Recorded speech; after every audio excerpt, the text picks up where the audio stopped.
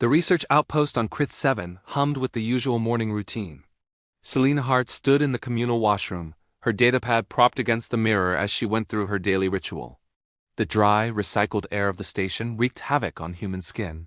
And she'd learned long ago that moisturizer wasn't optional, it was survival. She squeezed a dollop of lotion onto her palm and began rubbing it into her forearms, working the cream in smooth, circular motions. The scent of synthetic lavender filled the small space.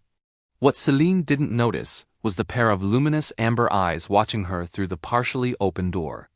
Cub Dravik, a young Kitharian predator no taller than a human child but possessing twice the curiosity, tilted his triangular head. His species' apex hunters on their homeworld had been part of the Galactic Coalition for only 3 generations. Cubs like Dravik still found humans endlessly fascinating and utterly baffling. The tiny predator watched as Celine coated her other arm, then her neck, then her face. His tail twitched with interest.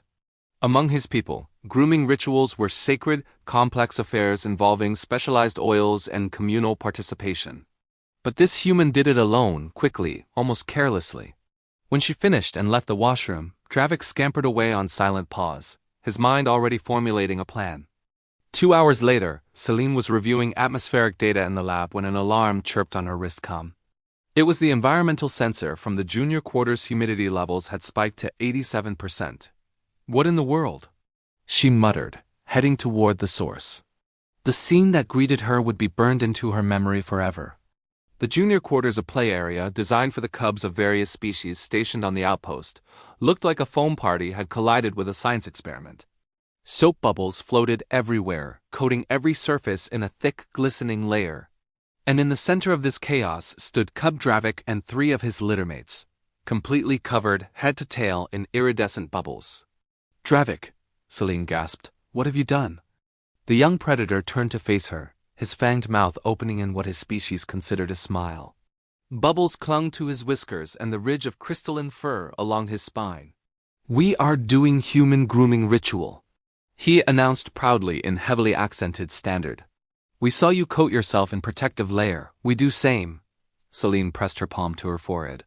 "That was lotion, Dravik." "Not this isn't." She gestured helplessly at the sudsy disaster. One of the other cubs, a female named Tiska, shook herself vigorously, sending a spray of bubbles across the room. "Human puts slippery substance on skin for protection against harsh environment," she recited as if from a textbook. "We adapt human technique with available materials."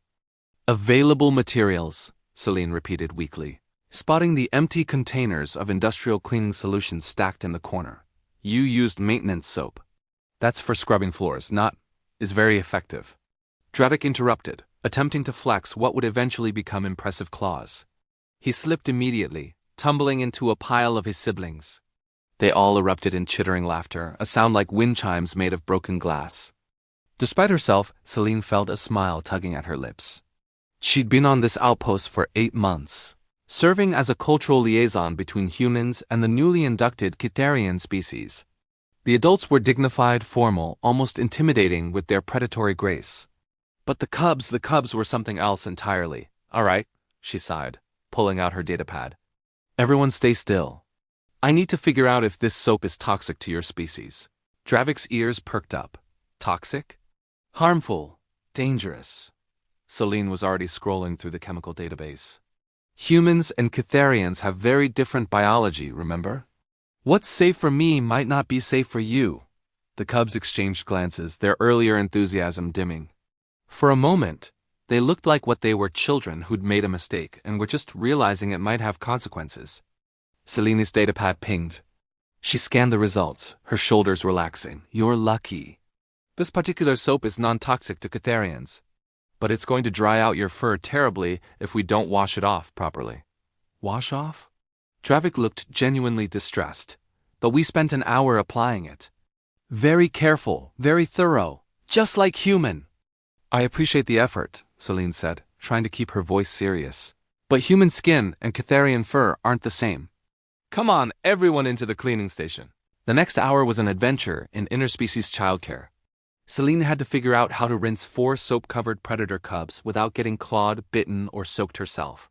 She failed on all 3 counts, but eventually all 4 cubs sat in a row, Damp but clean, their crystalline fur starting to fluff up as it dried. Dravik looked up at her with those impossibly large eyes. "We only wanted to be like you," he said quietly. "Humans are so soft, so weak, but you survive everywhere. We thought maybe your grooming ritual was the secret." Selena's heart melted a little. She knelt down to his level, careful of his drying quills. "Can I tell you the real secret?" All 4 cubs leaned in. "Humans aren't strong because of lotion or any protective coating. We're strong because we adapt. We learn. We try new things, even if they don't always work." She gestured at the still bubble-covered room. "Like you did today, but we made mistake," Tiska said softly.